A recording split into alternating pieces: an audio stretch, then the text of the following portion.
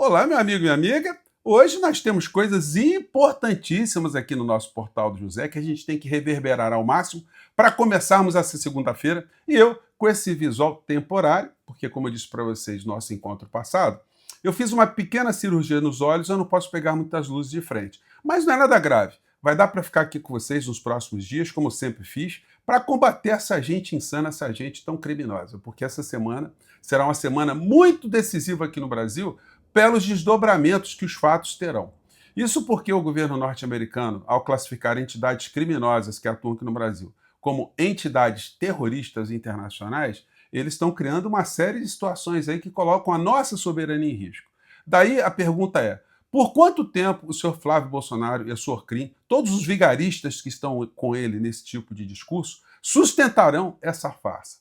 Porque, gente, nós não veremos policiais norte-americanos no Brasil, nós não veremos o FBI atuando aqui, nós não veremos forças armadas norte-americanas, não veremos drones passeando pelo Brasil, não vai acontecer absolutamente nada disso. Até porque esse argumento de colocar entidades que atuam no crime aqui como entidades terroristas é apenas mais um pretexto dos inúmeros pretextos que os governos norte-americanos sempre utilizaram para interferir na política interna dos países. É disso que se trata e eu vou mostrar para vocês que já tem grandes potências se manifestando em relação a isso. O mercado financeiro aqui no Brasil está reagindo muito mal a isso também, e tem muita gente aí nos jornalões muito preocupada também com esse tipo de situação que foi colocada por intervenção dessa gente da extrema-direita. Bom, eu vou atualizar aqui com vocês alguns fatos, mas eu vou trazer aqui uma parte de uma entrevista que a jornalista Juliana Dalpiva concedeu ao podcast Três Irmãos, que é absolutamente bombástica.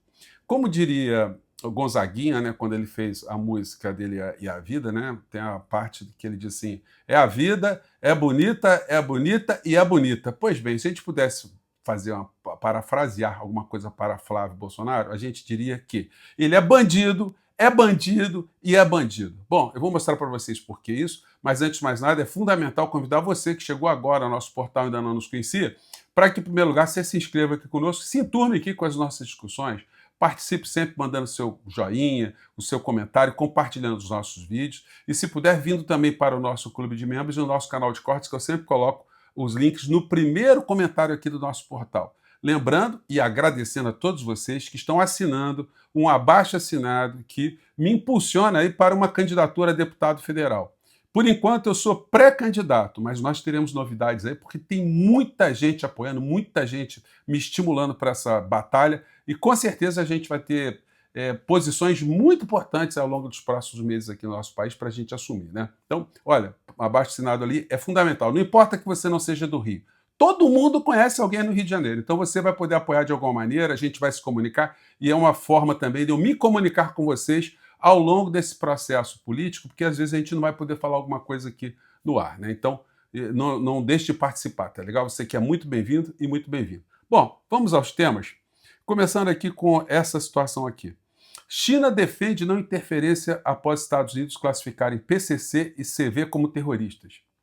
Mao Xing, porta-voz do Ministério das Relações Exteriores da China, né, afirmou que o país defende consistentemente que assuntos internos de outros países não sejam interferidos. Gente, os chineses já perceberam qual é a onda. Eles já perceberam que os Estados Unidos estão querendo criar problemas com o Brasil para criar problemas com a China, criar problema no mundo inteiro, porque eles estão em desespero econômico, desespero social, é uma sociedade em frangalhos, é uma sociedade fraturada, mas que ainda gera muito dinheiro para os grupos que mantêm esse tipo de distorção na sociedade, os medos, os pânicos, a divisão, e eles vão cada vez mais massacrando seus povos, né? Então a China já percebeu isso. O Flávio Rachadinha, já tem muita gente mandando material aqui no Brasil lá para o FBI, porque eles têm sites espalhados no mundo inteiro. Inclusive, você pode acessar o site do FBI e que tem tradução em português e postar material, postar as imagens de Flávio Rachadinha com criminosos que estão presos, gente que tem ligação com o Comando Vermelho, com outras organizações criminosas, com milícia. Então, esse bandido, Flávio Bolsonaro, ele não vai escapar dessa história que ele mesmo armou. Ele vai se jogar no meio dessa sepultura aí, porque o governo americano uma hora vai ser trocado. E aí, quem tiver à frente do governo norte-americano vai usar essas informações que no Brasil existe um político vigarista que toma dinheiro de outros gangsters e envolvido também com crime organizado. Agora, vocês vão ver coisas que eu vou mostrar aqui para vocês que são bastante elucidativas. Os jornalões que representam o mercado financeiro, eles estão se insurgindo. Cabe ao Brasil combater seus criminosos. É uma editorial aqui do Estado de São Paulo. E vem mais aqui. Análise do Estadão. Decisão dos Estados Unidos afetará a cooperação internacional contra PCC e CV, alertam Gaquia e Sarrubo. Gente, mas eu vou avançar aqui, porque aqui o Globo também, classificar PCC e CV como terroristas tem efeito incerto. Tem uma coluna muito interessante que eu li para vocês ontem, se vocês não viram, assistam o nosso último programa desse domingo. A coluna espetacular da Flávia Oliveira, o Vale Tudo do projeto de poder bolsonarista. À espreita do Brasil estão o risco de intervenção, inclusive militar, dos Estados Unidos e sanções econômico-financeiras. Fiz uma pergunta antes que eu coloquei na nossa enquete, né? O que você acha que aconteceria se o exército norte-americano invadisse o território brasileiro e o exército brasileiro tivesse que se insurgir, porque é o que diz a Constituição. Se não avisar o nosso país, é uma situação bélica. A gente pode ter um conflito, pode ter qualquer coisa, mas o fato é que isso é quase um começo de uma guerra, né? Uma coisa absurda que a gente nunca pensou, estimulada por traidores aqui. Agora, vocês acham que Flávio Bolsonaro faria o quê? Ele ficaria ao lado do governo brasileiro, do exército brasileiro, ou ele ficaria ao lado das tropas americanas, né? Você já sabe, e eu coloquei aqui na nossa conversa. Mas eu quero compartilhar com vocês e reagir essa entrevista que a Juliana Dalpiva deu ontem para o podcast Três Irmãos. Gente, é só pancada. É muito bandido, é bandido e é bandido. Vamos acompanhar aqui. Não quero fazer acusação sem dar direito para a pessoa responder. Eu quero incluir a versão dela. Só que o Flávio é muito ruim de responder. O Flávio Bolsonaro é muito ruim de responder as coisas que surgem dos crimes nos quais ele está envolvido. É porque ele adora mudar as versões, assim. Mudar a versão, omitir a versão, mentir também. Ele também é talvez a versão dele, não? Não, ele mente mesmo. Ele mente mesmo. Robertinho é ótimo, né? Não, Roberto, ele mente mesmo. Parabéns. Olha aqui, semana passada, né? Esses dias atrás. Você vai ter 3 versões. A dele, a outra e a verdadeira. Então, mas a versão... Mas eu acho que é importante que a gente... Até porque a gente vive esse tempo que as pessoas acham que simplesmente são versões. Não, tem coisa que é mentira mesmo, né? É mentira. Então, esses dias atrás, quando ele foi questionado pela equipe do Intercept por causa do áudio que ele mandou pro Vorcaro, pedindo dinheiro, cobrando dinheiro do filme, ali, pouco antes do Vorcaro ser preso. E ele ainda diz, né, sei que você tá com seus problemas aí. E aí o repórter pergunta a ele isso, e aí ele vira e fala assim, isso é mentira. Militante. E não era mentira. Isso existiu. Quem estava mentindo era o Flávio. E o Flávio mente, dia sim, dia também, nas entrevistas que ele tem feito como candidato à presidência da República, quando ele diz que quebraram o sigilo bancário dele e não encontraram nada. Eu tenho uma vontade, assim, eu quase rio, assim, da gargalhada, uma afirmação dessa. Não quebraram ou quebraram e Quebraram o sigilo dele de modo legal, com autorização judicial, que essa é uma outra mentira que ele fala que às vezes ele fala que pegaram dado dele ilegalmente, isso é mentira. Teve um pedido do Ministério Público do Rio de Janeiro, no primeiro semestre de 2019, para quebrar o sigilo bancário do Flávio, para investigar as suspeitas de peculato, lavagem de dinheiro, organização criminosa, dentro do gabinete do Flávio, quando ele era deputado estadual. E esse pedido foi autorizado por um juiz da primeira instância lá do Rio de Janeiro, Flávio Itabaiana. E aí o Ministério Público teve acesso à quebra de sigilo bancária do Flávio de 2007, 2008 até 2018. Gente, isso aí não são narrativas, são fatos. A Juliana Dalpiva é uma jornalista séria, uma jornalista responsável. O que ela está dizendo é tudo apuração, é tudo verdade. É impressionante como é que tem vigarista que ainda vai junto com esse bandido Flávio Bolsonaro em campanhas eleitorais, engabelando a sociedade. Mas vamos lá. A Juliana tem mais coisas para falar aqui.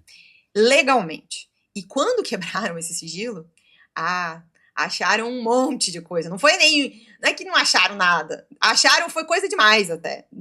Acharam, por exemplo, porque o sigilo foi do Flávio e dos demais investigados, inclusive da mulher do Flávio também. A mulher do Flávio, por exemplo, nunca fez um saque na conta dela entre 2010 e 2014.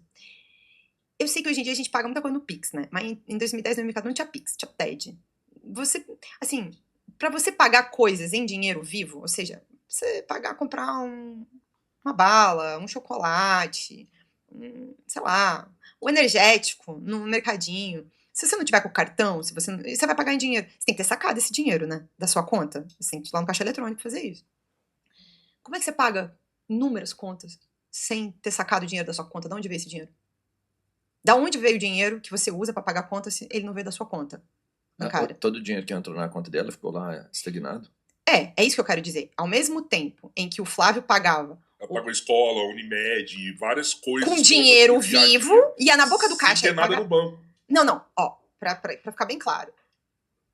O Queiroz foi flagrado em pelo menos 2 episódios, mas o Ministério Público levantou, se não me engano, foram 261 ou 251 boletos de plano de saúde da família do Flávio.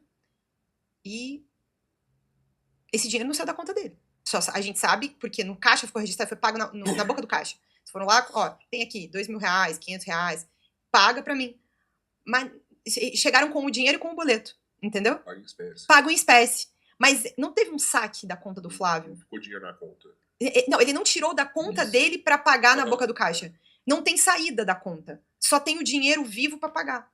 E na loja de chocolates dele, a mesma coisa. Tinha um dinheiro enorme dentro do caixa da loja. Ou seja, entrava muito dinheiro no caixa da loja. Mas quando fizeram a auditoria pra saber quanto produto ele tinha vendido, ou seja, quanto chocolate ele vendeu, isso não batia. Ele vem... Só para acrescentar, foram 1.512 depósitos em dinheiro saídos da caixa do caixa eletrônico lá da Assembleia Legislativa do Rio de Janeiro para lojinha de chocolate do Flávio Rachadinha. Vendeu menos produto do que o dinheiro que ele tinha no caixa. Ele estava vendendo mais É o caro. chocolate mais caro do Ele Brasil. estava vendendo mais caro, malandrinho. O chocolate era 40, Ovo ele tá de vendendo Páscoa, Tu por tá 80. sendo muito legal com ele quando tu disse que ele vendeu mais caro. Tá sendo muito legal. O problema é que Mas vendeu... não é isso? Mas vendeu... Não, ele não vendeu. É por isso que eu tô querendo te dizer. Ele dizia que ele vendeu 10 barras de chocolate, supondo, tá? R$5.000. Sei lá, R$5.000. Mas daí entrou 2 milhões. Mas não tinha registrado essa venda. É isso que eu tô querendo dizer. Da onde vem esse 2 milhões? Da onde vem esse dinheiro? Esse dinheiro vem de lavagem. De um dinheiro que não é dele. De um dinheiro que ele obteve ilegalmente. O centro financeiro dele era a loja de chocolate? Eu não sei, eu não Eu acho tô que era pensando o só assim, centro porque financeiro. Eu imagino que era ali que ele punha o dinheiro pra sair e pagar. Vai lá e busca o dinheiro e... Você entende onde estava o caixa vivo dele? Passa lá na loja e pega Eu o dinheiro acho pra você que pagar em isso pra algum mim. momento ele usou, é isso que a investigação mostrou, que em algum momento ele usou o caixa da loja de chocolates para lavar dinheiro. Ele fez isso, mas ele não fez só isso. Ele comprou imóveis com dinheiro vivo também. Ele tinha várias formas de lavar dinheiro sujo. Porque, e da onde vinha esse dinheiro? Que é uma coisa que não falamos aqui ainda, que é importante explicar para quem tá acompanhando a gente. O que acontece? Esse é um esquema que o Bolsonaro criou desde quando ele se tornou vereador no Rio, logo depois que ele saiu do exército. É um esquema dos mais antigos da política. Quase todas as casas legislativas têm isso. A pessoa tem uma verba de gabinete para distribuir entre funcionários de gabinete. E aí eles combinavam com as pessoas que eram nomeadas para trabalhar no gabinete. Ó, é o seguinte, precisa vir aqui não. Parece uma vez por mês aqui para você sacar o seu salário. Aí você me dá 80%, 90%, fica com 10% e, pô, segue sua vida. Você só aparece aqui, exato, para me devolver a parte e aí tá tudo certo, tá tudo certo. E aí um problema grande que teve durante muito tempo é que não tinha transparência, então você não sabia nem o nome dos funcionários de gabinete, não era publicado no site. Hoje, há alguns anos passou a ser publicado, mas até, 2019, não tinha. Mas a verba de gabinete ainda é muito pouco para todo esse dinheiro, provavelmente não tinha é outras tão fontes. pouco assim, não é tão pouco assim. Por que tinha de verba de gabinete ali? Olha, teve uma vez... O deputado, ele estava deputado estadual, vai ser próximo de quê? De uns 400? Eu não sei quanto ela é de cabeça, porque variou ao longo do tempo, tá? Agora... Gente, eu vou depois pegar outros trechos dessa matéria dos Três Irmãos. Aliás, estarei com eles aí o mês que vem. Aliás, o mês está entrando agora, gente. Eu estarei batendo um papo com eles, vai ser certamente muito legal. Mas eu vou fazer mais recortes aqui dessa entrevista da Juliana Dalpiva, porque foi entrevista de 2 horas, né? Então eu quero pensar aqui mais alguns trechos. Mas ela já avisou. Tem mais esquemas podres que o bandido Flávio Bolsonaro está envolvido, e isso vai aparecer. Então, gente, Até onde vai essa farsa, vai esse engano, engodo desses traidores da pátria? Essa semana nós vamos ter mais novidades. Bom, por enquanto eu vou ficando por aqui. Um grande abraço. Olha, não esqueça de compartilhar. É fundamental você compartilhar o nosso abaixo-assinado, tá legal? Tá crescendo, mas a gente tem que chegar muito forte nesse processo, tá bom? Um grande abraço, até mais tarde. Tchau.